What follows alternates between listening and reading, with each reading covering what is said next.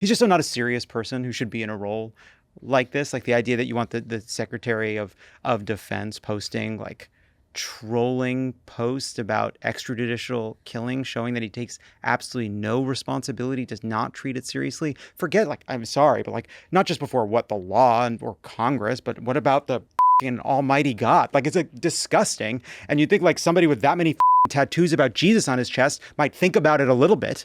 Welcome to Pod Save America. I'm John Favreau. I'm John Lovett. Tommy Vitor. On today's show, we'll talk about whether Pete Hegseth may have ordered the military to commit war crimes in the Caribbean as part of a crusade against drug trafficking so important to Donald Trump that he's about to pardon a Hondoran president who's serving 45 years in federal prison for drug trafficking charges.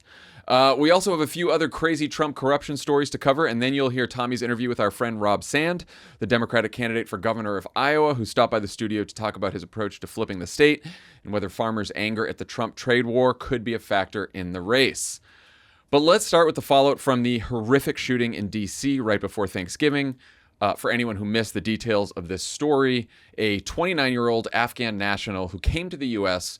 when the Taliban took over in 2021 ambushed two West Virginia National Guard members who'd been deployed to D.C. by Donald Trump. One of those soldiers, 20-year-old Specialist Sarah Beckstrom, died a day later. The other, 24-year-old Staff Sergeant Andrew Wolf, is in critical condition. The shooter, who's in custody, had apparently worked with the U.S. government to fight the Taliban for 10 years as part of a CIA-backed militia known as Zero Unit. So he'd been extensively vetted multiple times by the government before he got here, and his application for asylum was approved by the Trump administration this year.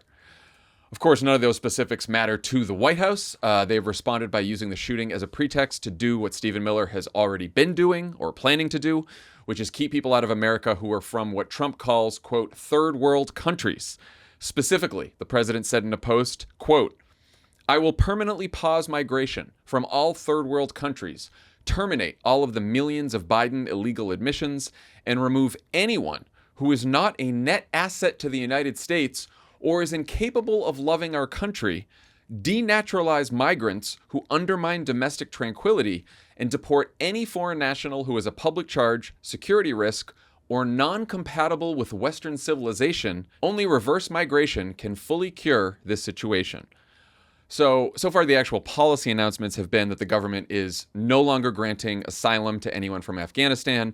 They're no longer granting even temporary protections for any Afghans evacuated in 2021. And they're reviewing all green cards issued to anyone from a list of 19 countries that includes places like Cuba, Haiti, Iran, Sudan, Yemen, and Venezuela. What do you guys make of the White House response to a shooting that pretty clearly had nothing to do with the vetting process, the asylum system, or the guy's nationality? Yeah, I mean, I think it's what you said earlier. It's a pretext to do what Stephen Miller has always wanted to do, which is not just block "quote unquote" illegal immigration, but also stop, if not reverse, legal immigration. And in the case of Afghanistan, this is quite literally collective punishment. This one individual did something horrible. He's obviously mentally disturbed. So the White House is punishing everyone from a country we occupied for 20 years, including people who fought the Taliban for the United States. That is a crazy reaction, I would argue. And it's also, I think, just worth unpacking how racist this is. Like, I think now the only refugees allowed in the U.S. are white South Africans. Am I wrong about that? Yeah. And they're also, even like white immigrants from Europe, they want to make sure that they don't have leftist views. Oh, yeah, we don't like Ukrainians anymore. No actual refugees. Nobody from, say, Sudan, where there's a civil war, or Haiti, where there's war zone-like levels of violence, are allowed to the U.S. And so I guess anyone with a green card from a country Trump doesn't like now goes back to this kind of legal purgatory, or administrative purgatory, where they don't know if they're going to be allowed to stay. Also, just like broader context, the U.S. is using sanctions to crush a lot of the countries you just mentioned. Like, I'm not a big fan of the Venezuelan leadership. We'll talk about that later, or the Iranian regime. But U.S. sanctions are crushing those economies. They're making it impossible for people to live there. Same is true in Cuba. I guess it could be worse. You could be one of the hundreds of Venezuelan men who came to the United States legally, sought asylum, and then were sent to a torture prison in El Salvador. But like, even the language he uses, third world countries, like the man's brain froze in the 1980s. That was like a Cold War era description of countries that were not aligned with the U.S. or the Soviet Union. And he's just using it in like the most racist way he can think of. Yeah, I mean, third world's pretty tame for him. Yeah. Shithole countries was also in his vernacular. Yeah. So Sean Van Diver, who's runs Afghan evac, which advocates for the people that were our allies and who, if they are sent back to Afghanistan, could be killed because they were our allies. He said they are using a single violent individual as cover for a policy. They have long planned turning their own intelligence failures into an excuse to punish an entire community and the veterans who served alongside them, which I think captures it. Stepping back, it does sound as though once this person was vetted in the United States, he slowly unravels. And if you took Donald Trump, when a person who was not born in the United States commits a crime, it becomes a story about immigration to them and a justification for whatever crackdown they're in the midst of pursuing anyway. But if you take that out for a second and you read about this person, it reads like a lot of stories of people that have been in conflict and slowly unravel, cannot assimilate, cannot enter civilian life. In this case, it's somebody who had to also come from Afghanistan. We've seen mass shootings and acts of random violence committed by all kinds of people, citizens, non-citizens, veterans, non-veterans, right? It is only when these crimes are committed by people Trump wants to target anyway that it becomes a story of immigration rather than the many failures along the way that allow a person like this, even as people in the community were worried that he might commit suicide, were worried about him, reported it apparently to a federal agency, was still in a position to go on this cross-country journey and murder people with a weapon. Yeah, I mean, this guy was 5 years old on 9/11, and also then ends up working with a CIA-backed, basically death squad, who, human rights organizations were concerned about during the time in Afghanistan too, even though they were fighting the Taliban. So clearly this guy got really fucked up in war, like many people, like many U.S. soldiers get fucked up in war, and people all over the world, But it has just nothing to do with the vetting process for immigrants. And again, the Trump administration just will not explain the fact that they're the ones who granted the asylum application in spring of this year. So what the fuck are you talking about? It's also, vetting, it's only so much you can do. You can't predict the future with vetting. We talk about it like it's this perfect process that always, finds the bad guy. No, people have mental breaks. Things happen. Vetting is highly imperfect. Something can always go wrong. That is just part of the process. And I'm not excusing this individual being here. What he did was evil and a tragedy, and it shouldn't have happened. But if we're going to point at factors that led to this outcome, you could include the asylum decision that you mentioned. You can include sending this National Guard unit to Washington, D.C. to patrol when they didn't need to be there. There's a lot of things along the way that led to this horrible outcome. And as you mentioned, none of it was because of a vetting failure as far as we can tell. Well, I have no doubt that the White House thinks this is good politics for them. And in the most basic level, if you don't follow all the details of the story and you're like, oh, there was an Afghan national who came to this country and then shot at and killed at least one National Guard member. You're like, okay, well, we got to pause migration from there. And then you see DHS tweets out remigration now. You look up remigration, Wikipedia, it says remigration is a European far-right concept of ethnic cleansing via the mass deportation of non-white minority populations. So this is what the Department of Homeland Security is tweeting. And then Stephen Miller also gives it away, where he tweets, at scale, migrants and their descendants recreate the conditions and terrors of their broken homelands. Jesus. This is the president's top advisor saying that not only migrants from Afghanistan, but their descendants, now we're talking about children of people who come from countries that are war-torn. Stephen Miller wants to not only not come to this country, but kick them out of this country, which is what you get from the Nick Fuentes and those kind of people, right? White nationalists. And it's I do not think that part is good politics for them. No, yeah. Also, in Trump's own statement, he says denaturalize migrants. It's actually a contradiction. Migrants are citizens. So what you're really saying is migrants. I'm saying you denaturalize citizens. The people you're calling, you're saying you're going to denaturalize are people who are citizens. You're saying you don't recognize their citizenship. He's also talking, what Miller's talking about there is ending birthright citizenship by saying once we've decided this whole group of people that came legally and are here legally and who had children here, once we declare that they are not able to stay, we will be able to denaturalize their children as Well, and also, look, this is like heinous and racist. It's also just fundamentally just like not true about America, right? Like not true of something we were all raised to believe is what is great about the country, that people come from all over the world and they bring what makes their culture special while becoming part of our society, something that used to be at least something people paid lip service to. Stephen Miller is part of the Jewish diaspora, the kind of sort of anti-immigrant conspiracies about bringing their corruption from abroad is exactly why Jews were kept out of the country at moments when they were desperate to be let in, even as I am sure he is one of those people that talks about how well Jews did once they got to America. And so it's obviously heinous, but it's also just wrong. It's just not true.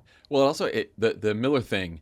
When you read Trump's statement, it's clearly a statement that is, if not written by Miller. I know. You can see him on the minus ones and the third twos. world thing. Trump likes to say third world. Loves to say that. Miller says like failed states, but the rest of it is very Stephen Miller, including, Trump starts that post. The official United States foreign population stands at 53 million people, in parentheses he writes, census, most of which are on welfare from failed nations or from prisons, mental institution gangs, or cartels. The 53 million number is the number of foreign-born Americans, right? Half of that number, 53 million, are citizens. Mm-hmm. So that we're just talking about, now Trump and Miller are attacking people who are citizens of this country, millions and millions who are citizens of this country, who just happen to have been born somewhere else and then acquired citizenship in this country. It's literally blood and soil nationalism. Yes. And that's what it is. And look, maybe the politics will change because of this shooting.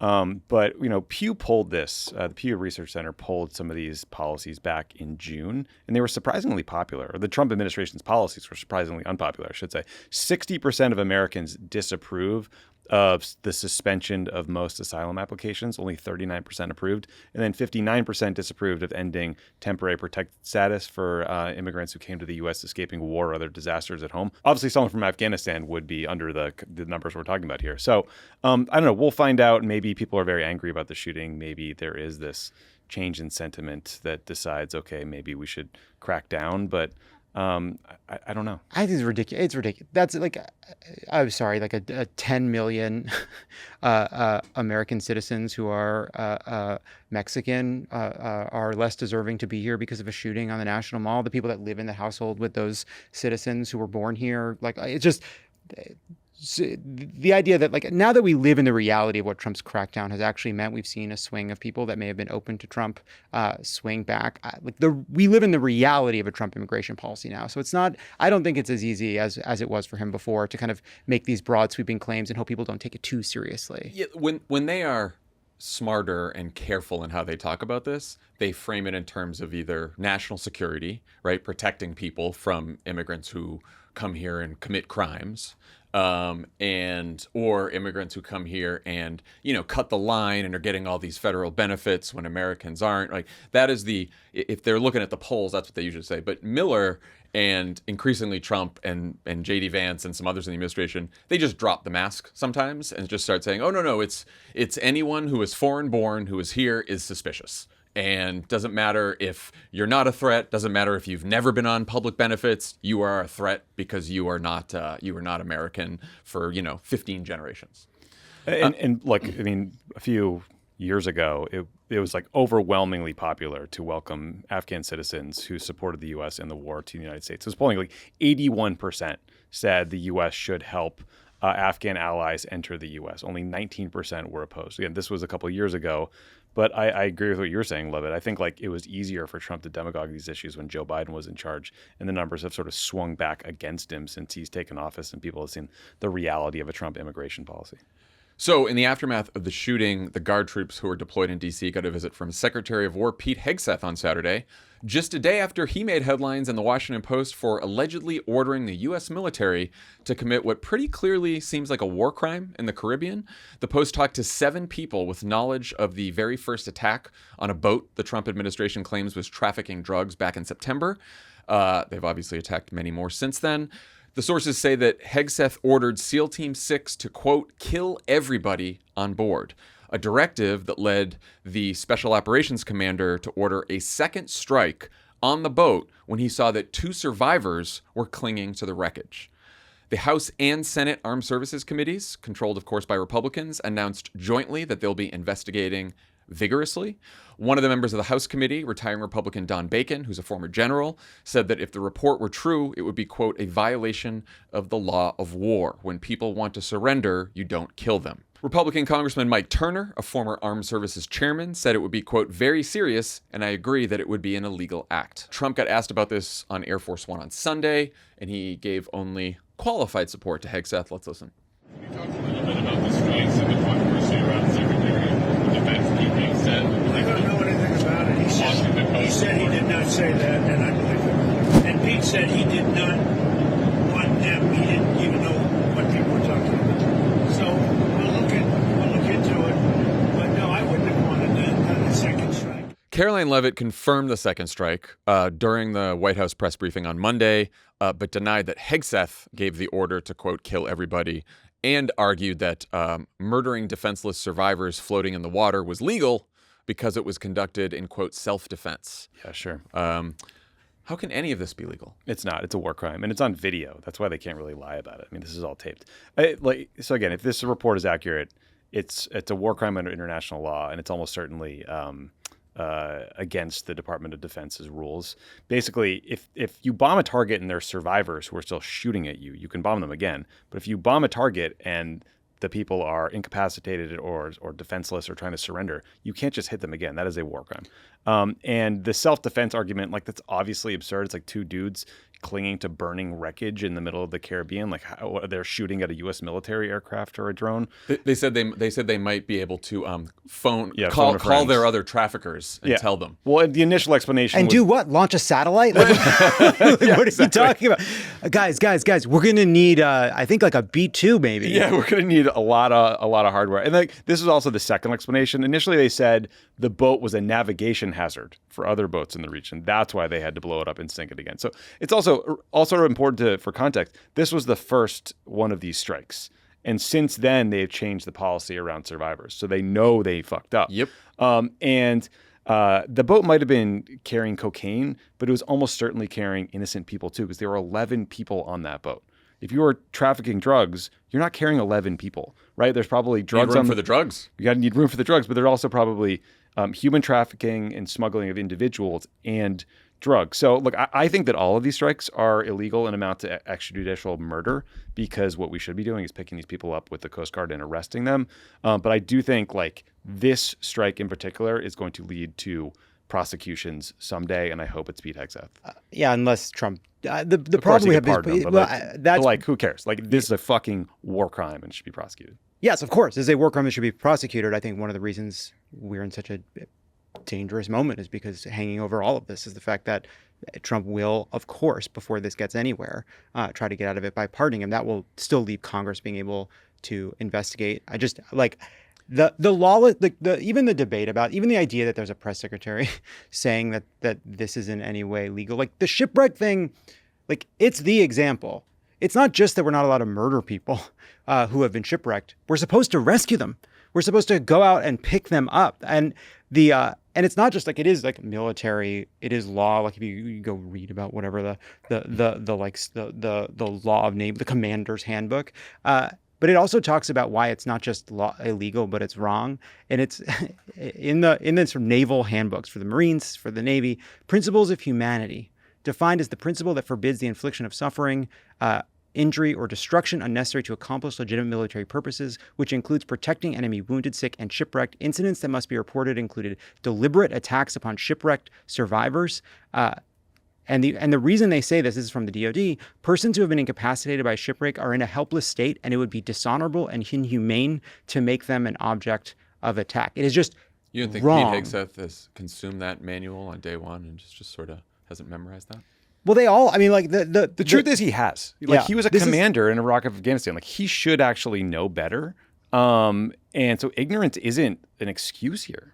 Also, I wonder about the special operations guy, Bradley, who ordered it. He got fucking promoted. Yeah, and who now, Lovett kind of, you can see them maybe throwing him under the bus, where they're like, Hegseth didn't say kill everybody, and he's the one who. She keeps saying the admiral, the admiral, the admiral. They're definitely pointing the finger down the chain of command. But now the admiral knowing that he needs a pardon or will want a pardon, has every incentive to lie and say, I was the one who ordered it, knowing that your point about the pardons, Lovett, I was thinking about this over the weekend. Like, there is a fucking really dark scenario where Donald Trump leaves office, knock on wood, and as he leaves office, does like a blanket pardon for everyone who worked in the administration for the last 4 years. Yeah, you can see that. Like every member of the federal government, which is a real... Yeah, this also goes back to why it was so right and necessary that they filmed that video about the need to disobey unlawful This is why they orders. Unbelievable timing on this story with that too. Well, but but the details of this first strike have been out there. We've known there was a double tap on it. It just came out that Hegseth was like, kill them all in this meeting or whatever. That was the new detail. Just Security had a good write-up of the legality of all this. And actually one of the sort of fucked up parts of all of it is we're not at war with anybody. So it actually, like, what Exactly. laws apply here. But I thought this was an interesting example, which is that they pointed to, which is a U-boat sank a Greek ship that had British troops on it. And then the commander of that U-boat ordered his seamen to fire machine guns and throw grenades at the people in the water.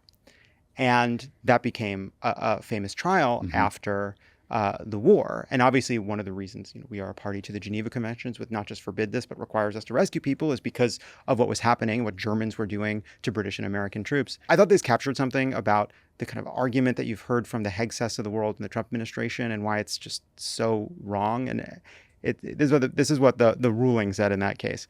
It's obvious that no sailor or soldier can carry with him a library of international law or have immediate access to a professor in that subject who can tell him whether or not a particular command is a lawful one. If this were a case which involved the careful consideration of questions of international law as to whether or not the command to fire at helpless survivors struggling in the water was lawful, you might well think it would not be fair to hold any of the subordinate accused in this case responsible. But is it not fairly obvious to you that in fact the carrying out of the command involved the killing of these helpless survivors? It was not a lawful command, and that it must have been obvious to the most rudimentary intelligence that this was not a lawful command.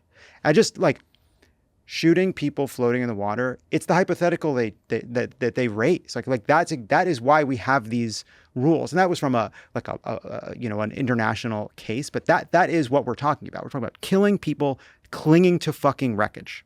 It's clear when the Democrats made the video, and they had been saying in that New York Times story about the video that people in the military had raised concerns to them that there were unlawful orders potentially being given. The head of Southcom resigned over this policy. The good thing here is that the announcement of the investigation in Congress was not just a thing. Like Roger Wicker, who's the Republican, the Senate Republican on this from Mississippi, he just did an interview right before we recorded, and he said, we're certainly going to have available to us all of the video and all of the audio.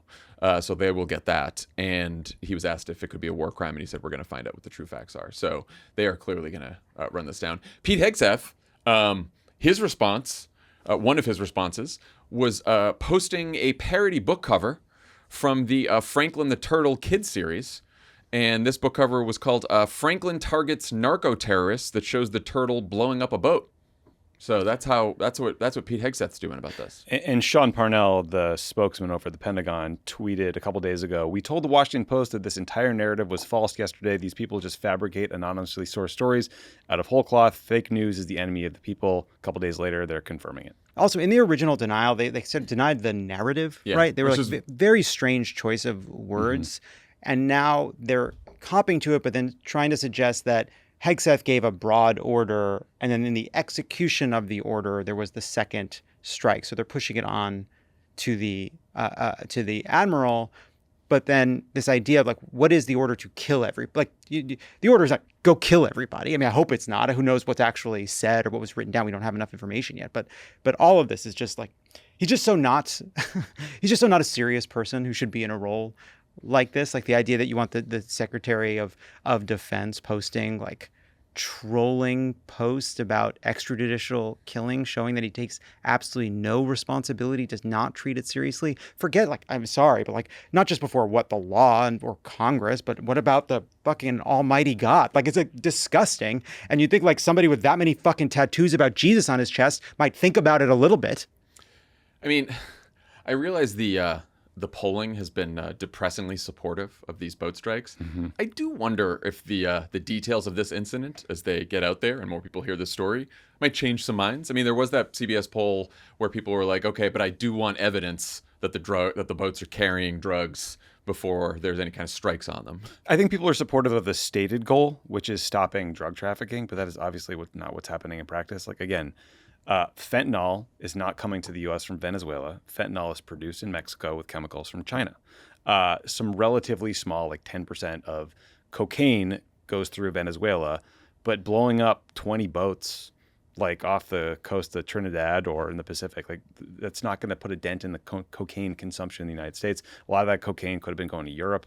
So I do think that people are going to hear this and be like, we're just murking fishermen. There's also the stories of like these Colombian fishermen who there's a guy who went out and his 5 kids are now looking for him. Those stories are starting to be reported. So I do think like the reality of it is starting to come through. Hopefully people are paying attention. And again, even if you're someone who's like, well, you know, it's a bunch of people in boats in the Caribbean and they're drug traffickers, and I don't know if I care about this. Like, just think about what it means for the U.S. government to say, hey, you know what? We can murder people in the water and who are just on boats. And when you call us on it and ask us if it's legal, our explanation is going to be it's legal because we say it is. And then the Secretary of Defense is just going to post memes joking about it and saying there's more killings to come, and that's it. I mean, and because by the way, if they can do that to boats in off the coast of Venezuela, imagine what they could do to Americans, other international travelers, people anywhere around the world. I mean, like, what the fuck? It is the claim of self-defense. Just you're blowing up people from above who are floating in the water. Like, I don't. Like, who finds that who is that for? Who is finding that believable? Yeah, I wonder if even Trump, like with some daylight between him and Hegseth. Now I could imagine him changing his tune probably by the time you listen to this and getting back on board here. But you can tell that even Trump's like, I don't know if not that he has some kind of like moral revelation, but I do think maybe he knows that's bad to have everyone know that you committed a war crime. Yeah. Today's presenting sponsor is Simply Safe Home Security. We can't calm the news cycle, but we can help you feel more calm and secure when you're at home. Simply Safe is for people who want real proactive protection because the goal is to stop crimes before they start. Traditional systems wait. Simply Safe works outside with a double layer of defense. If someone's lurking, AI-powered cameras catch it and live agents start talking right then. You're on camera. You think that's the voice?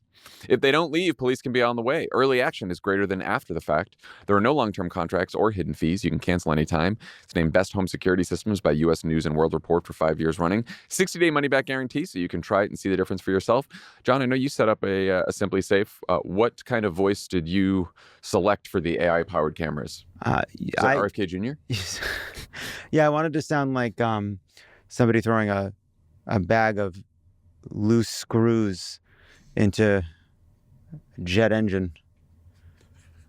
Oh, I love you.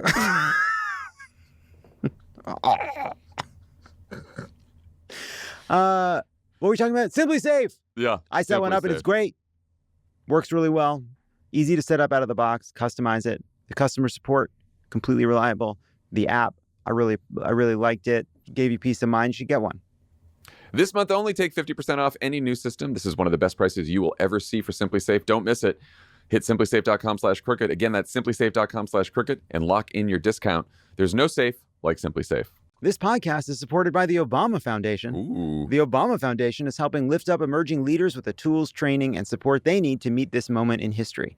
At a time when democracy feels under pressure, the Obama Foundation is investing in the next generation of leaders. These young change they blew it makers. with us, so they might as well get the next one. Yeah, we were. Yeah, the They've given up millennials. on. Yeah, the millennials were done. These young change makers are stepping up in communities around the world, turning ideas into action and challenges into solutions. The Obama Foundation believes that leadership is not about one person. It's about building movements, fostering collaboration, and creating lasting impact. Through programs, mentorship, and community engagement, the foundation equips young leaders with the skills and tools they need to tackle today's toughest challenges, from civic engagement to education, social justice, and climate action. Hope isn't passive, it's hard work, and the Obama Foundation is giving emerging leaders the resources they need to turn hope into meaningful change, because when we empower people to lead, we unlock the future, and you can help. Donate today by visiting obama.org/youth. That's obama.org/youth. One thing that may get Americans upset is Trump launching a full-scale war against Venezuela, which he seems to be inching closer towards. On Saturday, Trump posted, quote, "To all airlines, pilots, drug dealers, and human traffickers, please consider the airspace above and surrounding Venezuela to be closed in its entirety." When a reporter asked Trump whether that meant a strike was imminent, he said, quote, "Don't read anything into it." But DOD has now moved an aircraft carrier to the region, bringing the total number of Marines and Navy personnel to 12,000. Trump and Marco Rubio also reportedly spoke with Maduro by phone last week, which Trump acknowledged after saying he couldn't talk about it. And some outlets are reporting that it was an ultimatum call, though Trump is refusing to say what was discussed. Tommy, is this happening? We going to war with Venezuela? What's the latest with? I don't know. I mean, they're hemming and hawing a little bit. I think Trump's dream situation is to use the threat of military pressure to force Maduro to leave power voluntarily in some sort of negotiated deal. He is smart enough to know that regime change wars are bad politics. But Trump also wants the oil. He hates Maduro. He wants the political benefit of pleasing a bunch of like hardline Latin America activists in Miami. So they're running this big pressure play. I think Marco Rubio would be thrilled by an invasion, like would love nothing more than the U.S. Marines to go into Venezuela and topple Maduro.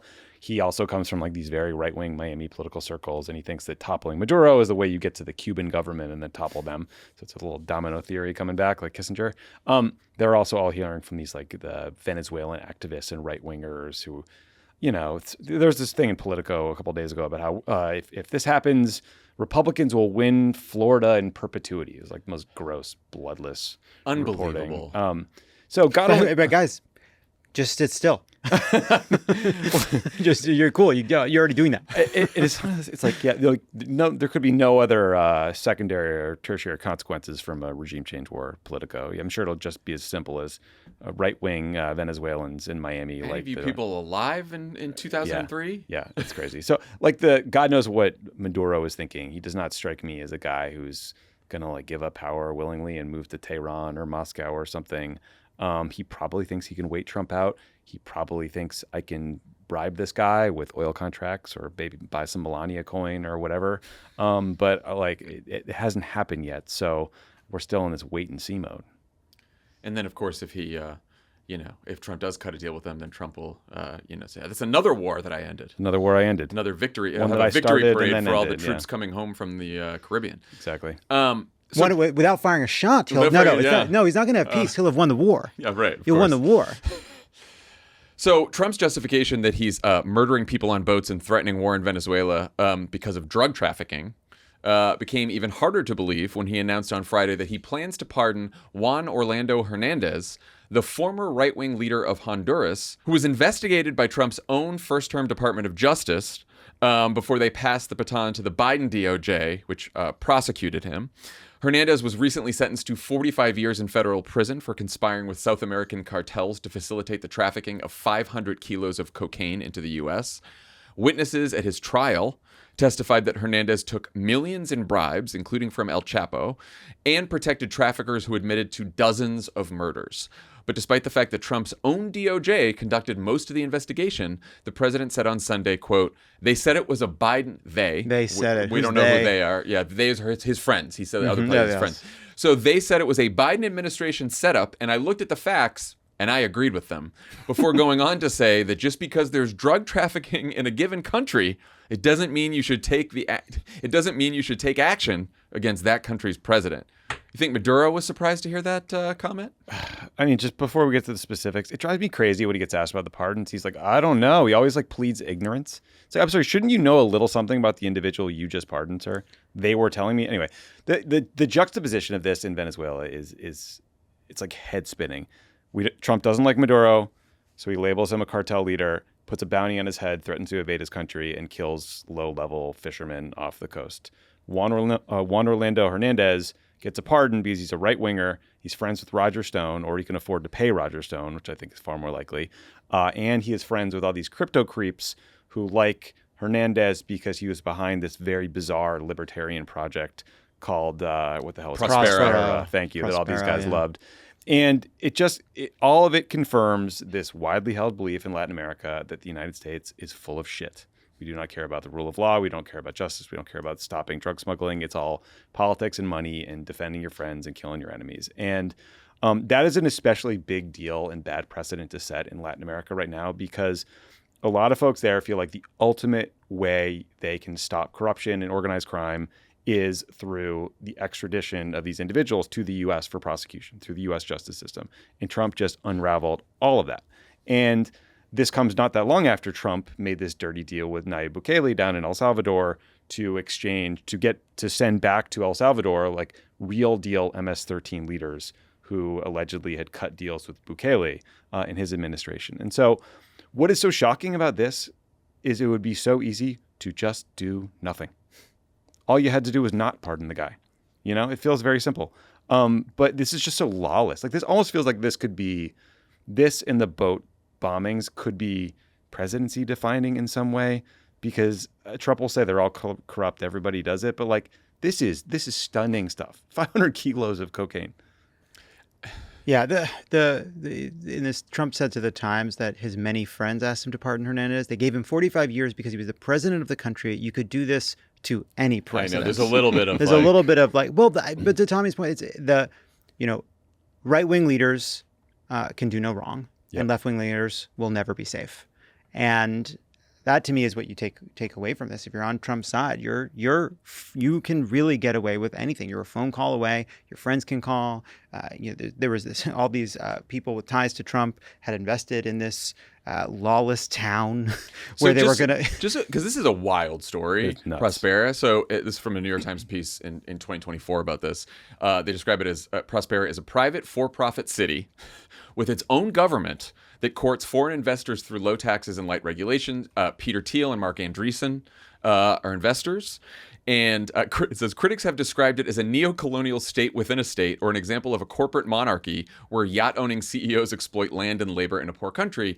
And so people of Honduras got really upset about this. There was a whole protest movement against these zones. Prospera is one of the zones that they basically were selling off the land in Honduras to these companies.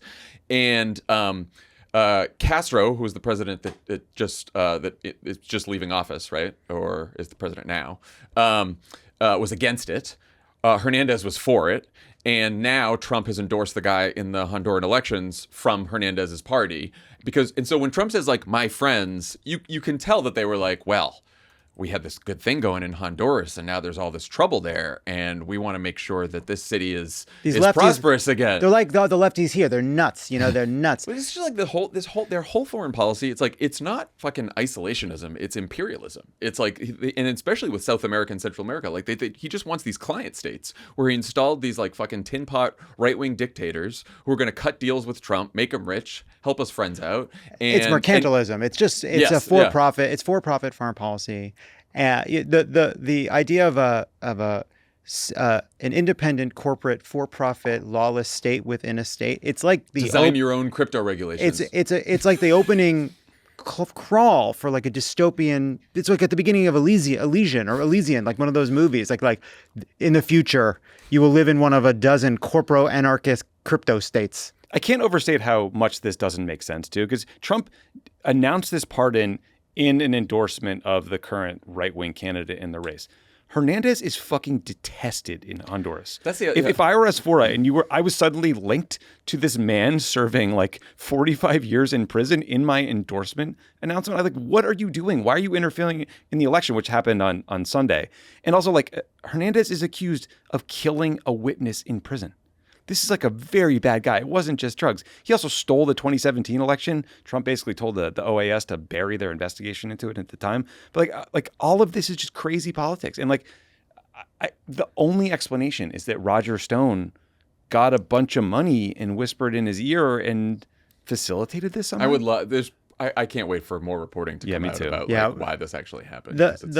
the way in which it feels like he's just rolling calls about various that he really does. I think when he says like I don't know anything about it, that's true of the crypto pardon from a couple weeks ago. I don't think that's true, but there is a way in which he seems like a passenger on these like pardons, that like he knows that his sons and others are kind of out there doing deals and getting things done and kind of signed. Seems like he's like putting the like final mob boss approval on some of this stuff, but I think it's performative. I like the CZ pardon. Like he knows what Binance is. He knows how much money that Binance just put in his pocket through facilitating this purchase of the USDC, the stable coin. I think I think that's I right, but I think think it takes a 5-minute meeting with Donald Trump in the Oval where you're like, got a couple pardons for you. This guy, friend of ours, made us a ton of money. Yeah. Good out. Like just really quick. I don't know how in the weeds he's getting. I'm sure he is aware of who these people are. He knows that they're good for him. I'm saying that the details, the way these things are getting to his desk, is a process he is not completely a part of. Speaking of pardons, we got a whole corrupt date today. Trump also granted clemency last week to David Gentile, a private equity executive who was convicted for a $1 billion investment scheme that victimized more than 10,000 people, many of whom made statements to the court, like the person who wrote, quote, "I lost my whole life savings. I am living check to check." Gentile walked out of prison last week, just 7 days into his 7-year sentence. Giving us Gentiles a bad name, you know. Honestly, I think he speaks for the group. Unbelievable. The story on this one too. They're like, we don't know. There's no connections yet to Trump. From this guy. It's baffling. We'll find out. It'll be another week. For sure. I mean, this is like the fact that Trump just has a crypto wallet you can throw money. We just have no idea what's going on behind the scenes of some of these pardons. We just really don't know. This wasn't even crypto. This was like traditional I'm securities saying, fraud. OG Ponzi scheme. Right, I understand that. What I'm saying is, you put a call in, like, how do I make this? How do I solve my problem here? 10,000 investors were defrauded. That must have taken a lot of time. That's a lot of fraud. He was asked about it, or some of the administration, they were just like, "Oh, it was another Biden DOJ weaponization move." That's just there. Tish James has a civil case against this guy. Maybe that's how it got to Trump, because he's like, "Oh, the enemy of my enemy is my friend." But, maybe. who knows? Someone probably paid him. The dark part of all of this is like prosecuting a Honduran corrupt drug trafficking president, going after a massive $1 billion fraud scheme. It is years of people's lives that they did not making a lot of money, that they did for the right reasons. They did sometimes at like personal risk and the victims. But like, these are just investigations that are wiped away. And if you're inside of the Department of Justice and you're involved in one of these, you're deciding, right? Like, you can only have so much time in your day. You can devote your your time in the public sector to one of these cases. And then it is blown up by a corrupt president for no reason other than somebody got in his ear at the right time. Well, and I can't help but think of all of the people who've been swept up in the ICE raids, including American citizens, including people who are illegally taken from their families, never know if they're going to come home, have not done a thing. We're seeing all this, the judge in Chicago was just, released a ruling on all the raids that went on there. And you have all these examples of Department of Homeland Security saying, well, this protester was coming at me, and then they have the body cam footage, and you can see that the protester was doing nothing. And it's just like lie after lie after lie, and these people were tear gassed, pepper balls, taken, and they're just lying about it. And so, like, that's the kind of justice that comes for most people in the country. And these fucking people who are connected to, Mark Andreessen or Peter Thiel or God knows whoever else in the Trump orbit who are rich enough or connected enough, they just fucking get pardons. There's a lot of people like in the Southern District of New York prosecutor's office who are just like, you know what, I don't like Trump, but like, head down, I'm doing my job, this doesn't touch me. All of a sudden, Hernandez gets pardoned. They must be apoplectic. Hopefully those people will start speaking out. Like, you're seeing Republicans speak out. There was like a former head of the DEA I saw on Twitter commenting on this. Like, there's a lot of people that are like not Democrats that are really upset about the Hernandez pardon. Yeah, Should be. and I do think that is like a little bit of there is a sort of a natural break, not to what they can do. They can do it's sort of like the Trump project can be unraveling as they're doing more and more damage, but leaks out of the Kash Patel FBI, these are serious people who are not Trump loyalists. They're not Democrats, but they're not Trumpists. And the idea that they're just going to sit, like, they're going to, first of all, follow these guys into the breach on behalf of Donald Trump. I mean, look what's going to happen if you don't follow, if you refuse to follow an illegal order, you quit, you walk away. Like, you may face political consequences, you may be attacked. That fucking people call bomb threats into your house at this point. But if you do what they say and it is illegal, suddenly you are beholden to Trump. Like, you are the mobster that took the bribe. And I do hope in moments like this, you see that side by side, these pardons, the throwing somebody under the bus after giving an order that seems illegal, that people wake up to the fact that they have to decide what is best for themselves in a world that is with Trump and then without. We got another one. Wall Street Journal had quite a story on Friday about Jared Kushner and Steve Witkoff and pals who are basing their negotiations with Russia on maximizing profits for American businesses, trying to bring the Russian economy back into the fold, and so that U.S. companies and Russian companies can sort of go after deals together. Yeah, that'll work. Let's just be clear what's happening here. Trump's golf buddy turned diplomat Steve Witkoff and his corrupt son-in-law, Jared Kushner, are sitting in Miami with this guy named Kirill Dmitriev, the head of the Russian Sovereign Wealth Fund, and they are sketching out how to carve up Ukraine. That's what's happening. And it doesn't matter if you support funding for Ukraine or oppose it. That is a terrible process that is destined to be corrupted. And it didn't happen by accident. Vladimir Putin is very smart.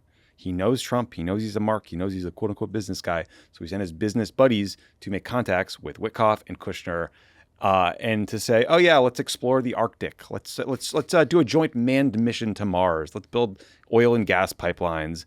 And then you pull Jared aside and you say, tell me more about this investment fund you started, Jared. It sounds really interesting. We'd love to park a couple billion from our sovereign wealth fund with a sharp young man like you.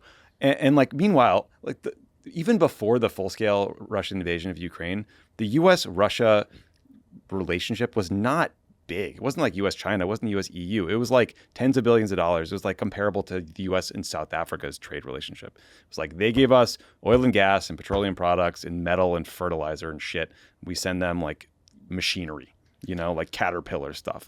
This idea that there is some deep economic relationship to be had with one of the most corrupt countries on the fucking planet is crazy. Yeah, and they're also talking about how to kind of carve up the $300 billion in frozen assets that are in Europe. All of this does seem to in some way flow from the fact that Trump still has an 80s brain and thinks of it as the USSR and not as a failing petrostate with an economy that's roughly the size of Italy's, right? This is about, it's a lot of land. It looks big on the map, but you're talking about... He still thinks there's a Leningrad? Yeah, for sure. For sure. I can't be, they moved Leningrad on my map. But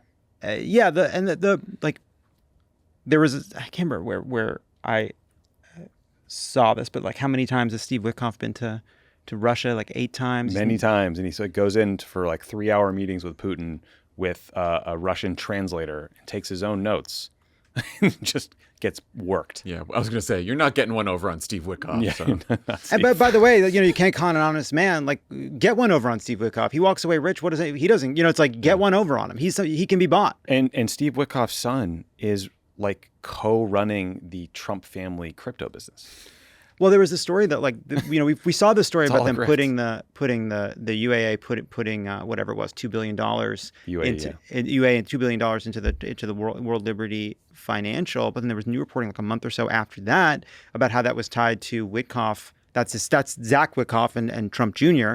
And then Steve Witkoff is then part of getting the NVIDIA chips over to the UAE a few weeks after that. As a right? trade. Steve Witkoff and David Sachs. Right. Yes. With the NVIDIA chips, who Mr. was Sachs. also the subject of a big piece in the New York Times on Sunday. The headline was, Silicon Valley's man in the White House is benefiting himself and his friends. So look, I thought this story was did not have stuff we knew. Too much detail that was explosive, but boy, did it set off all the tech bros rushing to Sachs' defense. Sachs himself posted this long letter that his lawyer wrote of defamation, and then everyone in your Sam Altmans, your Mark Benioffs, they're all being David Sachs is the most wonderful person we've ever worked with and is going to save the world with his, how much he knows about artificial intelligence. It was just a lot to me. I'm it's just a fucking story. I can sack up. Yeah, well, Sad sack sacks. somewhere. Yeah. Sad sack. Yeah. There's something about the like overreaction to a story like this. It's like the idea of just being questioned at all seems anathema to them. Like the idea that you could just face any kind of feedback, even feedback you might disagree with, right? They may just have a different take on it. Like doesn't make it defamation. You see it a different way. They're more critical of you. And the whole like whatever the like I actually felt the same way in reading the piece. Like I don't know what exactly has been exposed by this. I feel like there's a kind of like whatever. There's like a and like kind Like of a swirling controversy, it's but like you don't really land anything. It's a lot of like fuels claims of type stuff, and I like didn't really feel like I landed on any sort of thing specific. But like that gets at the problem, right? Where you're so sensitive to this kind of criticism, which means like you can't step back and like be objective about it. And whatever your specific business ties, you're in a role where you're not supposed to be advocating for your own personal financial interest or the interest of your friends or an industry you care about and believe in. You're supposed to be advocating for the country. And I'm sure the reason he went around asking people or hoping people would come to his defense is because he thinks he's doing that, right? I'm sure he feels like he's doing that. But like people are complicated and incentives are hard to fully understand. And that's why conflicts of interest matter. And like, if you can't handle even a flick at exposing some of those questions, like that is really damning. Yeah, I mean, I think the conflict in the story is that this is a guy who's not fully divested, and he is benefiting from policies he is making, and the people around him, all of his closest friends, are benefiting financially too. And the response to that very obvious fact was all the people who are financially benefiting from the policies David Sachs is putting in place tweeting about how great he was. Like, oh, Sam Altman, you like that David Sachs is like steering hundreds of billions of dollars to OpenAI? What a surprise. I'm glad you think he's nice. Everyone thinks he's famously a fucking asshole, actually. But well, I'm glad you're happy. Well, they're also the challenge is, conflicts aside, their theory of artificial intelligence is just fucking go hard, and we don't care what the consequences are. No lessons learned from social media and what happened in the 2000s and 2010s, and that there are going to be no regulations. And anytime someone has a complaint or concern about artificial intelligence and where it's headed, all we have to say is, well, we're in a race against China, and if China gets there first, then everything's fucked. But we're going to sell China all the most advanced NVIDIA chips, because Jensen Huang argues that that's the way you defeat China in the AI wars. It's not about him getting really rich. Jensen Huang's the CEO of NVIDIA. It's not about NVIDIA being worth $5 trillion and keeping that stock price up. It's about beating the Chinese by giving them our best chips. Or having our chips everywhere around the world, right? That's what they would say. And otherwise that would just drive more sales to Huawei if China doesn't have the chips themselves, which is also an argument I don't quite understand. Well, like in fairness to David Sachs, on the list of like ways in which the private and public have been merged, right, and interests are hard to like disentangle, he's not like top 10 on the list of corrupt officials. That's why he was last in our roundup here. Right, but there's the old line, like, you can't convince somebody of something their livelihood depends on not believing. And these are all people that have a deep financial interest in the success of this technology and the fact that this technology is not a world historic evil, right? And so you can't convince them otherwise. They're going to pursue their interest, even if they genuinely believe it's in the interest of the country. One paragraph that stuck out to me in the story, at the All In Podcast's annual conference in Los Angeles, it generated this year roughly $21 million in ticket sales. That's up from $15 million last year, based on its $7,500 ticket price. Yeah. In June, the podcast introduced a $1,200 All In branded tequila. What the fuck are we doing? What the fuck are we doing? Go get our merch guy. What the hell? Selling fucking. God damn! You know how many sweatshirts we have to move to meet Jesus one bottle Christ. of fucking Here's white a label $20 tequila? Mug. $7,500 tickets. CricetCon next year. What are we doing? I'm just kidding. Our merch team is fantastic. The whole story is so ridiculous, and they basically their response to a lot of the specific allegations of companies that David Sachs owns a piece of and could profit is like 20 mil. It's nothing for us. We're billionaires. I know. And then there was also, it's also not clear, right, about like what he owns versus what the company he continues to owns, right? That seems to be a gray area. I'm not sure. Yeah, I got plenty of problems with those guys, and this is the least of it. This is the least of it. I do think they're absolutely, like, in 10 years, 20 years, we could look back at the failure to regulate artificial intelligence as like the biggest Trump 1000%. failing. Yep. And I do think David Sachs is doing that. And I just want to Totally agree say, with that. And that is like all conflicts not- aside, like whether he had him or not, it's the policy that really fucking worries me. and I just want to be clear that if we do live in that future where people like John and Tommy say we made a mistake in not regulating AI because of how powerful it's gone, I want you to know that I did everything I could to bring about your rise, and I was one of the good ones. I was on your side. What's the thing called? Rocco's basilisk, something Rocco's about which basilisk. we cannot speak. Oh boy. I know the reaction to this is going to be Tucker Carlson interviewed Sam Altman and basically just tried to ask him like basic moral questions about how he thinks about running the company, and he couldn't answer any of them. And then he spent 10 minutes accusing him of murder. But you know what? Right, You've right. talked funny. about that interview so many times, and so I listened to the whole thing, and I was like, Tommy was not exaggerating at remarkable. all. It's a remarkable interview, and it's terrifying and the Sam Altman part is terrifying. Sam Altman always feels like he's like, I can't believe they're making me do this. Yeah. Because there's so many. It always feels like there's some monkey in his back also making him learned, do he's this. learned a little bit from the Zuckerberg era too, where instead of just denying everything, he's like, and I can see why that would be a problem. I can see why that could be a concern. But you know what?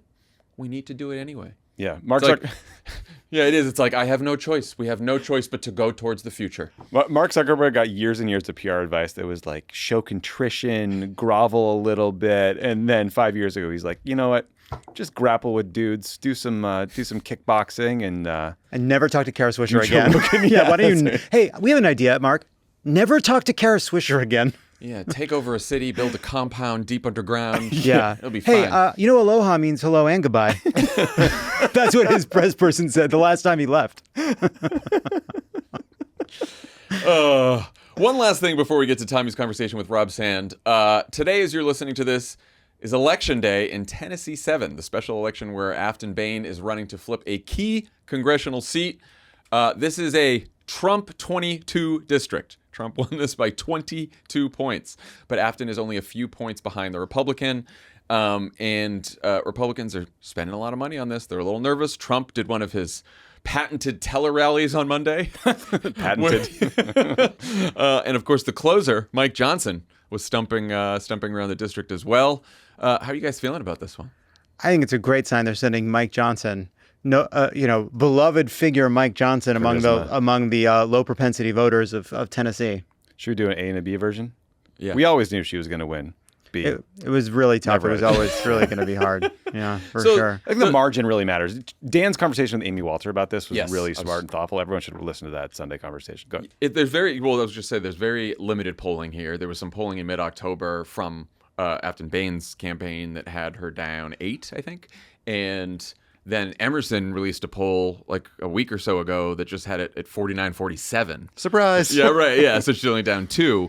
So who knows? It's parts of Nashville, but then it's a lot of the suburbs outside Nashville that are wealthier, and I don't know. I mean, again, low turnout special elections that are just in a random Tuesday. You never fucking know what's going to happen, so who knows? But How do you poll a Nashville special on December 2nd and figure out the likely voter universe for that? It feels very hard. We can barely pull a presidential election at this point. So. Yeah, I do want to tell listeners, one, listen to that Dan's conversation with Amy Walter because it was really smart and thoughtful. And 2, check out the Rob Sand interview because I do think Iowa has been a tough state for Democrats in recent years. It was a huge swing from 2012 Obama to Trump, I think 16 points. But we've got some big statewide races this year. We've got a great governor's race. Rob's going to be the Democratic candidate. There's an open Democratic primary for an open Senate seat. And then the House races there are always really tightly contested. 3 out of the 4 districts, I think, very competitive. Yeah, and we've really overperformed in some recent special elections in Iowa. So it's the kind of place where, like, if you invest a limited amount of money early, it could make a big difference in terms of our ability to, I don't know, have any power in this country. Yeah, and Rob's a fantastic candidate. Rob's a and great just candidate, a good great person. guy. And if you know anyone in Tennessee 7, which includes the parts of Nashville, reach out, make sure they have a plan to vote today. Or if you're in Tennessee 7, who knows? Hopefully we have some listeners there. Polls open between 7 a.m. and 9 a.m. Central in different parts of the districts, and they close at 7 p.m. Central. So get out there and vote. Quick reminder before we go to break, this holiday season, consider giving the gift of content. That's right. Hey, now again with feeling.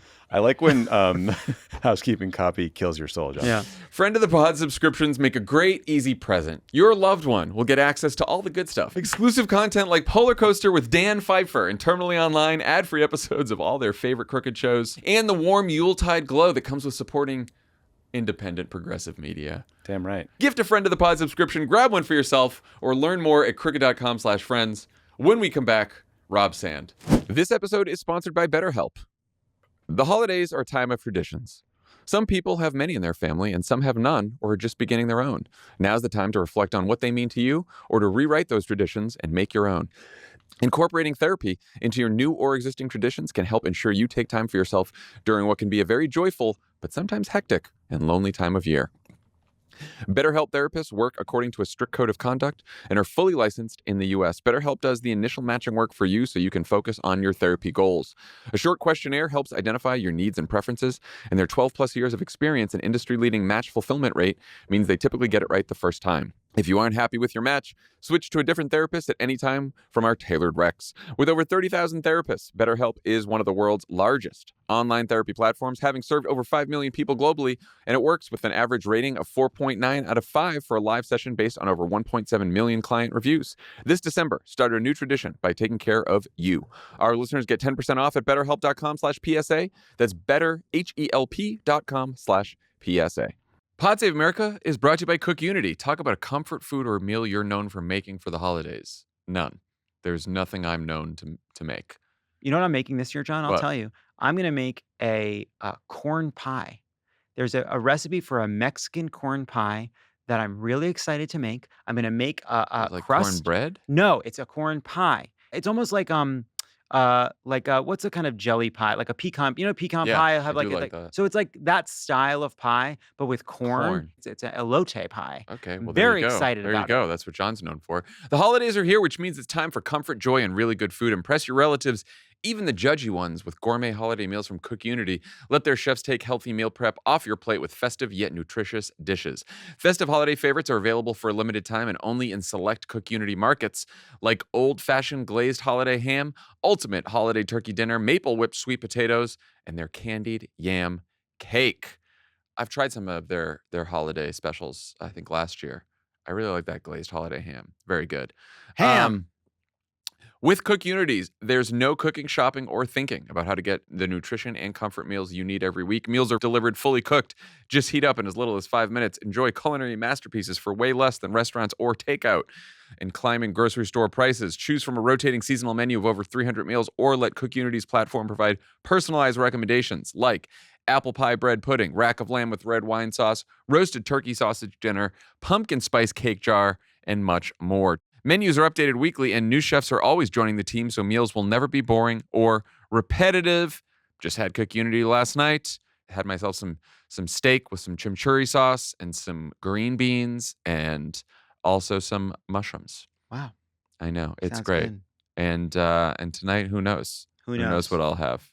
I believe there's a surf and turf bowl, Wow. Mexican bowl that's pretty good that I'm going to have. Anyway, Beautiful. You get some of the surf, you get some of the turf. it's great. Taste comfort and craftsmanship in every bite from the award-winning chefs behind Cook Unity. Go to cookunity.com/crooked or enter code crooked before checkout to get 50% off your first order. That's 50% off your first order by using code crooked or going to cookunity.com/crooked. Joining me in studio today is the only Democrat currently holding statewide office in Iowa and a 2026 gubernatorial candidate, Iowa State Auditor Rob Sand. Rob, great to see you. Yeah, you too, Tommy. We're in the same room physically. We can put to Physically. rest. this We are not the ridiculous same notion person. that we are the same person. I do like I talked to you a few months back. I demanded that I get to be governor for a day. I know you've been thinking about it. We're Yeah. going to get back to me on the constitutional elements, but I think what we need is if we can get a commitment out of you to be my body double on the trail for a few days so I Yep. can be in two places at once, we can probably make that all right, work. I'm there. I will be on the next flight to Des Moines. Perfect. All right. So there's some really big races in Iowa this year. There's Yeah. a bunch of contested House races. There's a big Senate race. Democrats are holding a primary to see who's going to take on Joni Ernst. You're running for governor. I am biased towards being more hopeful about Iowa because of my experience there. Right. But you are, again, the only statewide elected Democrat. Listeners might know that at the presidential level, Iowa swung about 16 points to the right from 2012 to 2016. Right. So to everyone listening, all the doubters, all the haters, Yeah. why should Democrats bet on Iowa this cycle? I think there's a pretty simple piece of this. But honestly, the bottom line is there are many data points. There's all kinds of reasons to support the fact that this is a state that is ready for change. Here's a question for you, because I think the bottom line for this for a lot of people is we think oftentimes we're forced and pushed to think in terms of Democrats versus Republicans. There are many people in the state of Iowa and nationally, but I think particularly in the state of Iowa, that actually look at politics and they're like Democrats, Republicans, whatever. And instead they're asking, they're all the same. They're asking like, who's real? Who is willing to go against their party's orthodoxy? Who is willing to challenge the status quo? And those are people who supported Barack Obama twice, and then also supported Donald Trump 3 times. The Democratic nominee for president in all 3 of those election cycles against Donald Trump was someone who was not an outsider. The consummate insider. The consummate insider. Right. Message, all 3 times. Clinton, Biden, Harris. This is a state that has an idea for something bigger, and they want someone that they feel is a genuine leader on things. And when you look around, yes, we've seen those swings at the presidential level, but look deeper. We have had for 3 cycles in a row one of the closest congressional races, the closest congressional race in the country. Yeah. Last cycle for a pickup, the cycle before that for a defense for an incumbent Democrat, the cycle before that, closest congressional race in American history, 6 votes. Wow. I'm the only statewide elected Democrat, but that's because there were 2 other people that lost by 1 point. 1 in 2022. If they had won, our state level offices would be 3 Democrats and 3 Republicans. And the national media could be saying like, oh, wow, Iowa's still so purple. Liberal Iowa, right? Yeah, right. Right down the middle. They vote for both parties. And because it's a 1 point difference, nobody talks about that. Right. That's a good point. I want to talk about Howard County. Yes. Small, white, rural county. It's right on the Minnesota border. Next door from my home county. Swung 41 points. 41 points. From Obama to Yes. Donald Trump. You grew up just east of Howard County in Exactly. Decorah. Yeah. I'm sure you've been to Howard County many times for like, Cross-country basketball games, meets. right? Yeah. Cross-country meets. What was it about Trump's message in these small rural towns that made him so successful? I mean, 41 points. That's crazy. I think one of the reasons that, but that 41 point swing wouldn't be possible unless also Barack Obama did really well. That's a good right? point. Right. And so the success of both of their messages was the idea that politics isn't serving ordinary people. And that's true. It's true. And there are a lot of voters are looking at that and they're saying, I want someone who's going to tell me the truth. I'm more focused on hearing that and be authentically who they are, right? And both those guys, Obama and Trump, they are who they are, right? There's no confusion about who they are. Right. And so I think when you look at Howard County, and this is a great example of this. So I did 100 public town halls this year. Why'd you do 100 town halls with 99 counties? That's going to confuse the shit out of everybody. Lee County down in southeast Iowa has 2 county seats. Okay. And so I do 100. What happened there? Is like a Vichy county seat? What are they doing? There was this dispute right after Iowa became a state. Okay. And 2 years afterward, the state law was like, you will have 2 county seats. Quit Sure. fighting. You can both be a county seat. Just like the mom and like dad how I being treat like, my look, kids, like yeah. you each get half. You each okay? get a toy. Right. Yes. There you go. So I do 100 because a lot of elected officials in Iowa do 99, and I'm competitive. Sure. So that way I'm the hardest working elected official in the state of Iowa, right? But I also I think this is the heart of democracy. Like, you shouldn't want to be in politics unless you are literally willing to go talk to anyone. Yeah. So every year as state auditor, I've done 100. We did 100 this year. And to go back to your point about Howard County, spent the night in Cresco, the county seat, woke up that morning, went on a run, and was getting breakfast at a diner with my mom because she's over, right? We're Nice. next door from home. And there's a guy in there who's an older gentleman. And as we're on the way out, I say, hey, Rob Sand doing a town hall. Come on over. Like, you're welcome there. I want you to be there. We announced all 100 the same day, by the way, like in June. And so no matter where you were in Iowa, like we were like a rock band going out on tour, like we are coming. Get ready. Like it or not. We want you to show gonna up. be there. Right. Yeah. It's not like, poof, he was here? When? Right. How? We want people to show up. Yeah. So I invite this guy, and he comes. And the reporter for the Des Moines Register, Brianne Fanisteel's on the road with us, and it turns out that she talked to him afterwards. And to this point of like sort of not really a Democrat or Republican, this guy didn't want to share what his political views were, but he said something to the effect of, I'm glad I had a chance to actually hear from Sand, and who I vote for might come down to who's actually here for me to see, which will not sound strange to someone who worked on it's the Barack most Obama's Iowa thing I've yes, ever heard. right, Yeah. right. And so we're literally, and Tommy, when we do these, so we did this 100 times across the state. We start out by acknowledging the obvious. Our political system is broken. It works better to reelect the people who are in power than to solve the problems of the people it's supposed to serve. And I don't think that either party fundamentally is doing a good enough job of solving our problems to have special legal privileges over our choices on the ballot. But if we're going to change our political system, we have to change our political culture. We have to work together. And so if you're a Republican here today, I want to applaud you. Raise your hand. We clap for all the Republicans who are present. If you're an independent here today, I want to applaud you. We applaud the independents. We clap for the Democrats. And then I say, I want to take 1 minute to prove to all the people who want us to hate each other that we can work together. Let's sing the first verse of America the Beautiful. Okay. And we do it. How's your voice? I do not lead Okay. on purpose. This is not a comment on my singing. You don't have a tuning fork? This is not a comment on my singing. Okay. The point is to have everyone do it. Yeah. Right. So my microphone is at my waist. I'm just another person. I say, someone else kick us off. And we're in small town Iowa. Usually everybody turns around and is like, Maud? Yeah. You know, like they all know who sings choir because leader they at see it. church. Yeah, Yeah, exactly. But we have this moment where we've already acknowledged that we disagree. We have already acknowledged that we are on opposite sides of this chasm. And yet we are taking a moment to acknowledge those differences and say, let's do something together. By the time you get past that, usually there's someone in the room, you can tell just like hat felt a thing, right? And people are just ready to have a different conversation than you can have before. And to me, that is what we need right now. And I think a lot of the people that are coming out for these events, 100 of them. We had over 10,000 people attend, averaged 30% not Democrats. The year before the election, and 30% of the people in the room are independents and Republicans. Interesting. And again, like here's the message, right? Not bluer or redder, but truer and better.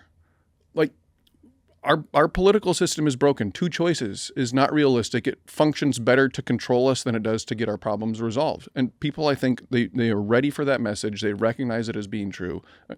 And I think they see it as a route forward from where we are. Yeah, no, look, I've been hearing that I would recommend to anyone running to run against the system. Right now, I was talking about the head of Swing Left the other day. So the number one thing they are hearing on the doors is not cost of living. It's anger at the establishment, the system, and all the ways it's broken. But I do think that you're talking to you is so interesting to me because, we talk to a lot of Democrats here who are taking a more aggressive approach in the Trump era, right? Like there was this big New York Times story the other day about a group of senators who call themselves Fight Club. They are frustrated with Chuck Schumer and how he's running things. Now, look, I know like fight versus don't fight Trump is like kind of stupid and reductive. But if you were governor, you might have to figure out how to deal with, say, a National Guard deployment or really aggressive ICE raids in your communities, or God knows what else by then. How are you thinking about, those confrontations potentially? I think the same way I've kind of thought about everything. I mean, my background is not partisan warrior, state auditor for 2 terms. Like, this is where the money went. Is there a Republican calculator? Yeah, right. Yeah, right. That's better. The line that we like is money isn't blue or red; it's green, right? And we like to talk a lot about the old in God we trust, all others we audit, right? But it's not a partisan thing. You're really thinking about like what's the truth. Yeah. Prior to that, I spent 7 years as the chief public corruption prosecutor, right? Everybody, quick, buy my book. I uncovered the largest lottery rigging scheme in American history. Yeah. Okay. All right. We won't get too far into it. I should say, though, also, I want my finance people to be happy. robsand.com, everybody. Please chip in. Donate, volunteer. Yeah. But here's the answer, right? Like what I have spent my career doing has been on focusing on figuring out what the truth is and then doing the right thing. It hasn't been about like, oh, this person is good or bad because they're wearing this or that color hat. Whether it's a Democratic or a Republican president, I am going to do what I think is the right thing to do to protect public safety in Iowa and also to follow the Constitution. That's the bottom line to me. An interesting story about this. We got a public records request in the auditor's office, and it asked for all allegations of wrongdoing by Republican Governor Kim Reynolds. Right? It's pretty sweeping. Pretty sweeping. Came from the DNC. Under Iowa law, it seemed pretty clear to us that we can't just go hand out allegations. We think they're confidential under Iowa law. Don't think it's a complicated question. So we sent them, no, we can't give that to you. They sent the same records request a second time. Just unedited, just Yeah. the same thing? Yeah, like I think, like, to me, it's like they're wondering, did you miss the letterhead? We're the DNC. Right. I gave them the same answer. Like, I'm not here to do what you want. I'm here to do the right thing. I'm not going to go along with anything that any president says just because they are the president. They are people. They are fallible. And I don't think that, look, I think that right now we should be focused on making sure that our economy is working. We should be focused on making sure that people who are in this country are not a threat to public safety. But if they're not a threat to public safety, if they're doing a job and they're paying their taxes and they don't have a criminal record, yes, I think that makes sense that if they came here illegal, there would be some level of consequence for that. But if they're a part of our communities, you can have a consequence without being evicted from our community. Right. Yeah. Another area where I would imagine you just diverge from some in the Democratic Party is on the question of redistricting. Gavin Newsom is just led this major fight to redistrict California. It was in response to Trump demanding that Texas basically rig their maps halfway through the decade to get 5 more seats. Like my views on this are like, I hate gerrymandering because I think it kind of gets us to where we are today, where you have a vast majority of districts where the elected members on both sides are more worried about a primary than a general election. Yeah. So there's less incentive to be reasonable. But I also think we can't kind of sit idly when Republicans are trying to rig the 2026 midterms. But I get the sense that you are not the biggest fan of partisan redistricting. Is that fair? Iowa was the first state to prevent this problem. We put the country's first independent redistricting commission into place. And so in Iowa, like, you don't have gerrymandering. You can't do it. The Iowa standard is still the best standard. In fact, when this came up in Wisconsin a few years ago, some folks up there that knew me said, like, hey, the speaker up here, the Republican, is trying to say, oh, we're going to do the Iowa model. Is this really the Iowa model? I was like, no. And I got a former Republican Iowa GOP chair to write a letter with me to basically, like, the state of Wisconsin being like, we see what you're trying to do here.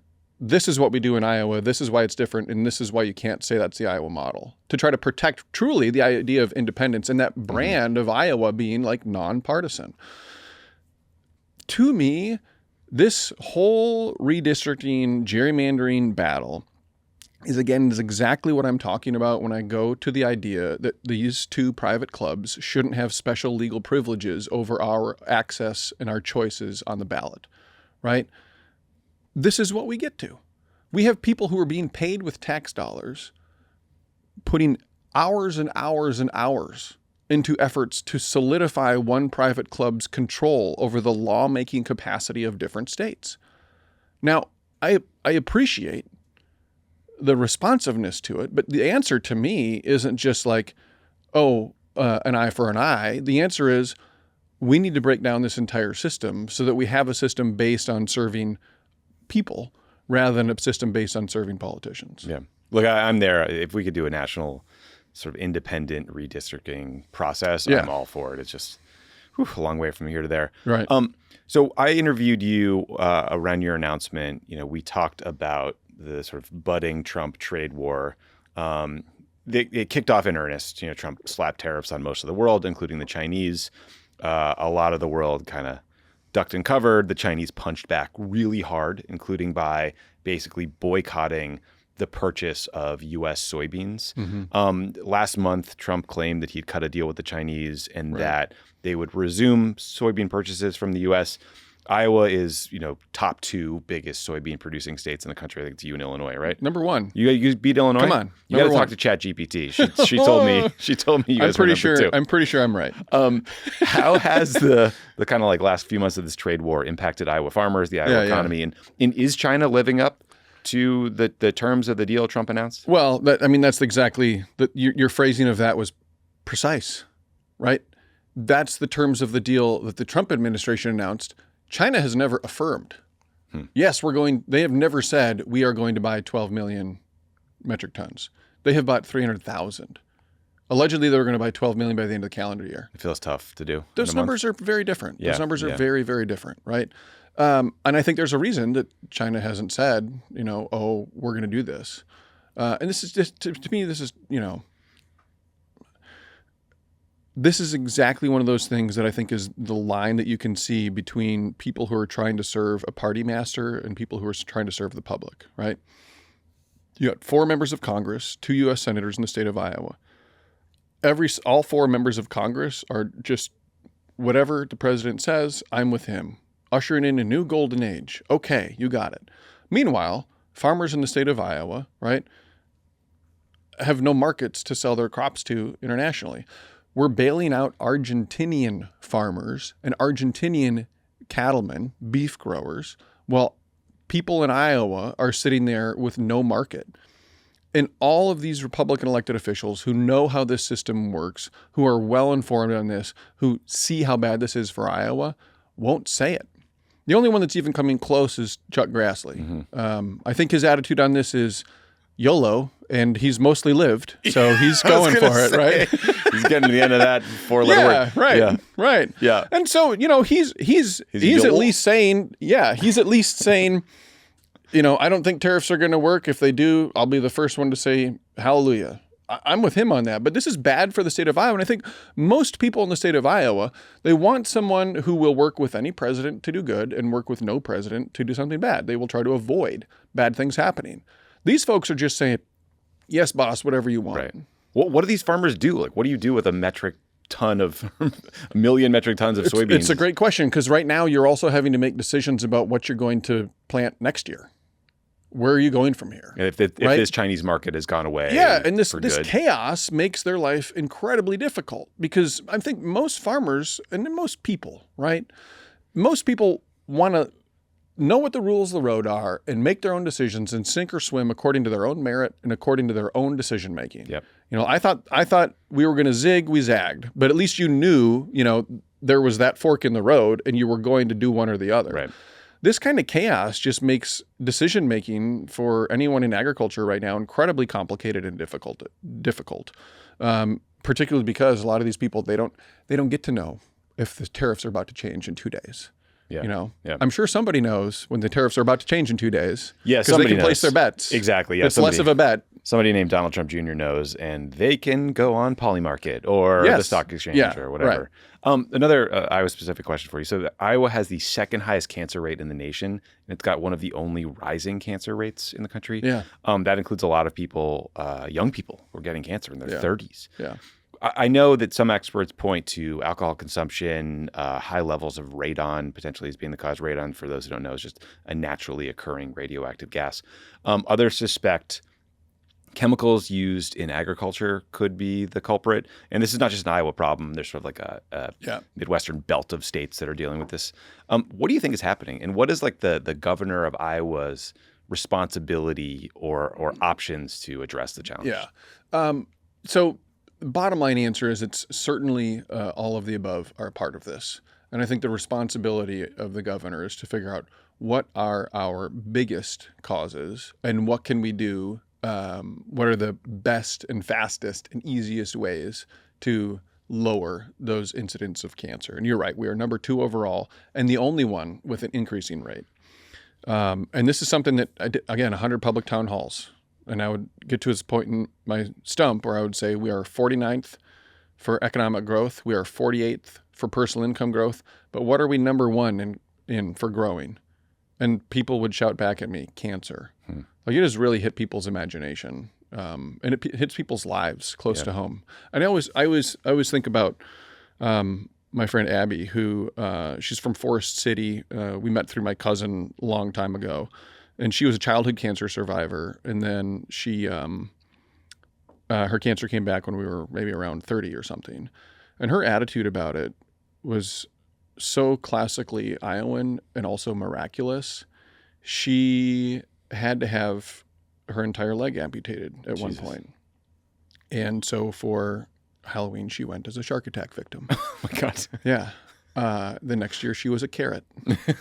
And she was also a pediatric nurse and just, like taking care of kids and doing her best to balance everything that she was going through with trying to be employed and help kids at the same time. And then she passed away. But people who know her and people whose lives are touched by stories like that across the state of Iowa, and you hear that we are number one for that, it's alarming. And I met a couple in Almaquee County. So we talked about Howard. Mm-hmm. Next over to the east is Winneshiek, my county, and then next over to the east is Almaquee. And I met a couple in Lansing at my town hall. A young couple, I think probably younger than us, whose kid has cancer now. Jesus. And they said, we're working with people in the legislature to try to get some funding for research for pediatric cancers in the state of Iowa. I do think that's an obligation for the state government in Iowa. We should be funding research into why is this happening in Iowa. We absolutely should. Last year, the legislature and the governor agreed to put $1 million into it. That doesn't seem like much. That's not going to get you much. Yeah. No. What this couple taught me is that in Nebraska, they have done $23 million of research into pediatric cancer over the last few years. And as a proud Iowan, I demand that we beat Nebraska. I know you do. Yeah. We should be... It's gotten easier recently. Yes. Football. Yes, it has. Yes, it has. The Scott Frost era was not good for anybody over there. Well, it's good for Hawkeyes. Yeah, it was good for Hawkeyes. But the table stake should be $25 million because we want to beat Nebraska. Mm-hmm. We're also sitting on a 5 or 6, depending on how you want to count it, $1 billion surplus. So we have money there. What are we doing? Yeah, it seems like there's no better way to spend it than this kind of research. You have a great hospital, the University of Iowa. I mean, we do. I don't want to make you I don't want you to rank your hospitals, but you got a bunch of good ones. I know that's hard. The other thing of this that I think is we so often miss is this is good for everybody, right? Because you can be the person, my faith drives so much of what I believe and so much of what I choose. And to me, you can look at kids and you could say, we should heal the sick. We should want to help these people not be sick. You can also be the single most cold-hearted person in the state of Iowa and reach the same conclusion on a different route. Well, I guess if we prevent cancer, that costs fewer tax dollars than treating it later on. Right, so of course. Fine. We should all be able to agree to this. It's a simple thing that we can be doing, and right now the folks that are there aren't doing enough. What are they busy doing? Right? Like I said, 48th in economic growth, number 1 for cancer growth. But let's figure out how to gut the state auditor's office ability to find the tax dollars that we misspent. That's their priority. I always go back to the story in the New Testament of Jesus flipping tables because he saw people in a position of trust and power at the temple who were abusing that trust and power. That to me is exactly where we are in the state of Iowa right now. And we did, as we're going around and we're doing 100 town halls, you're hearing people left, right, and center who are just fed up. They've had enough. They understand that at this point, it's just insiders serving insiders and special interest groups. They're not focused on Iowans, and they're ready for change. When you say Jesus flipping tables, I think of like a Buffalo Bills tailgate. That's more, I guess, more like Jesus. Splitting tables, jumping off.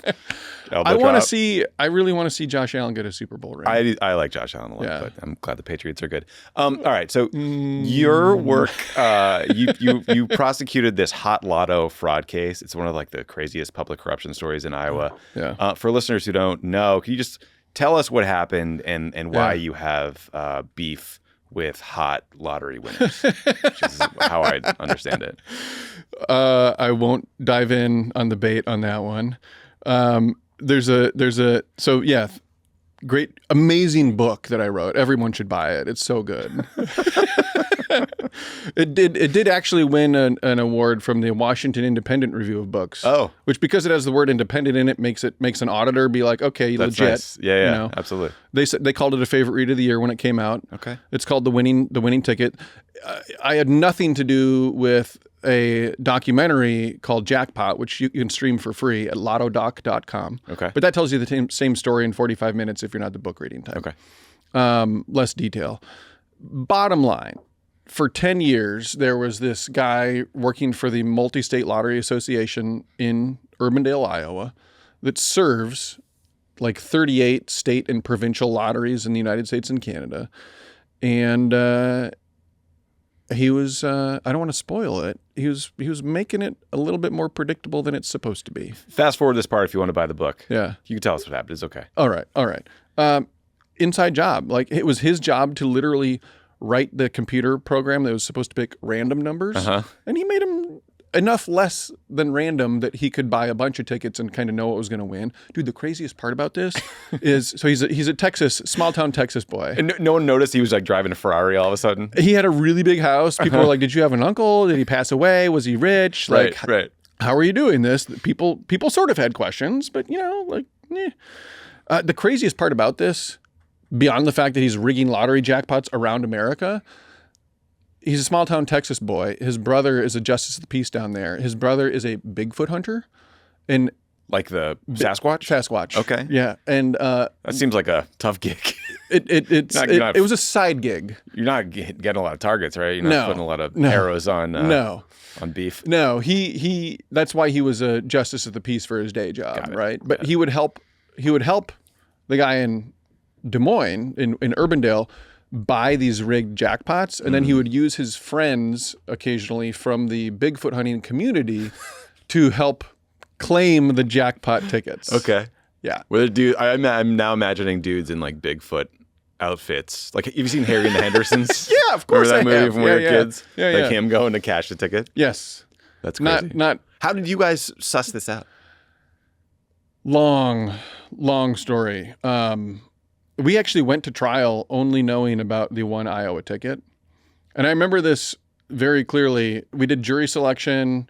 Day one, when we were starting to have bring in evidence, there was a national news story being like, the defense has got a pretty powerful argument for reasonable doubt here. I don't know how you can convict this guy because you don't have you don't have the file. The computer that had been used for the Iowa jackpot draw had been wiped to Department of Defense standards. Like, there was no direct evidence at the time of like, oh, here's the file that he wrote. This is how he rigged it. So it was a circumstantial case. We won. As we're waiting for sentencing, after the guilty verdict, I get this phone call at my desk, and I recognize the area code as like the area that he's from in Texas. So I answer the phone, and this guy's like, "Can I talk to Rob Sand?" I'm like, "Yeah, that's me. Did y'all know that Eddie's brother won the lottery maybe about 10 years ago or so, somewhere out west, maybe Colorado?" I was like, "No, thank you." That is very helpful. That is very helpful. We had been sort of waiting for a tip like that. Like, we knew it was there, but one of the interesting tactical decisions for the mastermind's legal defense was they chose to demand speedy trial. So we didn't have time to do this huge nationwide investigation. Right. We had to like indict and get ready for trial. And we were like, we bet there's something else out there, but right now we got to shoot the alligator closest to the boat. Yeah. Right. Let's get this guy convicted of this case here in Iowa. See what happens after that. I'm imagining you and voir dire being like, I've got to strike that hairy guy. He's got some Bigfoot DNA. He's not going to like these people. He's not going to like this. All right. Well, last question. I mean, even if you win, the Republicans will probably have a pretty strong majority of the legislature, right? How do you think you can work with them to get stuff done? Has our like zero-sum blood sport DC politics infected Iowa fully yet, or are you guys still able to talk? So I'll say this. Number one, we are strong believers that we can win this race, right? The only poll that we have seen has us up by 2. We keep having people come out of the Republican Party power structure, elected officials and recent party chairs, like county party chairs, publicly endorsing me, even if they've never spoken to me in their life. That's nice. Yeah. Like, when I tell you that Iowans are ready for change, I think we were talking about this earlier. 4 of the top 9 special election over performances in America this year are the only 4 that we have had for special elections in Iowa. So we're right up at the top there. We can win this race. What's going to happen when we win? I think there's a lot of people in the legislature that want to do good. And I think they belong to both parties. And I will be happy to work with anybody. And this to me is, again, like this sort of is, I think, rooted in my faith. I love finding places of agreement and a sense of community where you expect to find none. One of the legislators that voted against the bill that got the auditor's office, that made it so they could hide misspent money from us, is a legislator who literally was at the United States Capitol on January 6, 2020 to stop the steal. Oh. Yeah. But she was someone that I called to tell her, hey, there's this bill coming. It's bad. It corrupts our government. It is an example of the swamp. And she read the bill. She asked me some very intelligent questions about it. And she said, okay, I'm going to vote against it. That's great. People surprise you, right? Marjorie Taylor Greene, look what she's doing. There you go. There you go. And so I just we can judge people's actions. We don't have to judge people. The best part of this story was when that legislator, Luana Stoltenberg, came back to me maybe the day or two before the vote. And she goes, hey, I just want to let you know, a lot of other people have approached me about this bill, and they've told me some things about it, made some arguments that I think make sense. And I'm really struggling and praying a lot about what the right thing to do is for how I vote on this bill. And I'm telling you this now because I want you to know that I'm struggling so that if I vote for it, you don't think that it was because I lied to you. Don't you want to be represented by people with that level of integrity? Yeah. Yeah. It's a very decent response. Yes. And so you can be someone who literally is there to stop the steal and yet also is calling me to put yourself out there and say, I'm not sure what the right thing to do is. I'm just working really hard at this. And I re-engaged with her. I said, thank you. Tell me what their questions are. I don't care who it was that you got it from. Just tell me the question. I'll give you my answer. And we did that, and she did end up voting against it. I'm telling this story to illustrate the point, right, that you made. People will surprise you if you let them. The more we are focused on putting each other into a box and saying, no, you're over there and I'm over here and we're going to have to fight, the worse we are doing for all the people that are struggling around this state with higher prices, right? With cancer. We're not solving problems if we're not willing to work together. But when we engage in good faith, when I look at someone like her and I assume, hey, they might be willing to do all kinds of things if we at least have a conversation and focus on getting to something good, a whole new world opens up in terms of what's possible to accomplish. From January 6th to voting with you, I like it. Yeah. Maybe we could take them hunting. Are you a bow hunting guy? Dude, I gotta show you the buck that I shot this year. I can't kill a deer. They're too big. I'm a fishing guy. I like fishing. I've shot birds before. Clay pigeons, that's a good time. I agree. Maybe we do a little. That's our common ground. You now have made me think of the buck that I shot this fall. I have to talk to you A lot about of this. points. Big looking guy. 209-inch whitetail. If I Yeah, we can, Can you zoom in? We can put it in post and make our audience vomit. This thing, we'll do a clean picture. A 209-inch buck is like a once in a lifetime if you're having a lucky lifetime. Okay. I've been a bow hunter my entire life. This was in the city limits in Des Moines. What? Yes. Like downtown? I've been doing the urban bow hunting program. Whoa, that's a big deer. Yeah. That's a lot. How many points on that thing? 14. I knew that. But 209 inches. So again, that's just that's off the charts. What's a normal sized buck? So a Pope and Young buck, which is big enough for the Pope and Young record books, typically would be 125 inches and up. Okay. I have taken 8 of those, I want to say, as a hunter. A Boone and Crockett buck, which is a booner is a big deal. 170 inches. All right. We're speaking a new language here. Yes. You like never it. know what you're going to learn. I'm learning a lot. Right? Actually, my wife's father bow hunts and does all this stuff too. Oh, so. all right. So they have these measurements, Pope and Young and Boone and Crockett, for pretty much every kind of animal. But whitetail is what we got in Iowa. So 125 inches, and then 170 inches for that higher line. And shooting a booner at 170 or up is a pretty big deal. 209 is just That's a gooner. That's monster. it's a gooner. Yeah. Forget booner. Yes. I don't know, man. I'm just I really like fishing. You ever get out Let's there? go fishing. Yes. Yeah. Little streams, little fly rod. Northeast Iowa, Decorah, some of the best trout fishing in the Midwest. It is, Northeast Iowa is absolutely beautiful. Yeah. Everyone should go visit. Also, you should visit robsand.com. Robsand.com. Figure out how to get involved with the campaign, maybe Absolutely. donate, maybe volunteer, maybe knock Absolutely. some doors. Yes. It's great to see you. Thank you for Yeah, talking you too. about all this, and welcome to LA. Thanks, man. Hope the weather is nice, but not too nice. 'Cause I know you're more of you want that, I like that Iowa gloom. Cool weather. Yeah. It'll be a fun trip. Yeah. That's our show for today. Thanks to Rob Sand for coming by. Dan and I will be back with a new show on Friday. Talk to everybody then.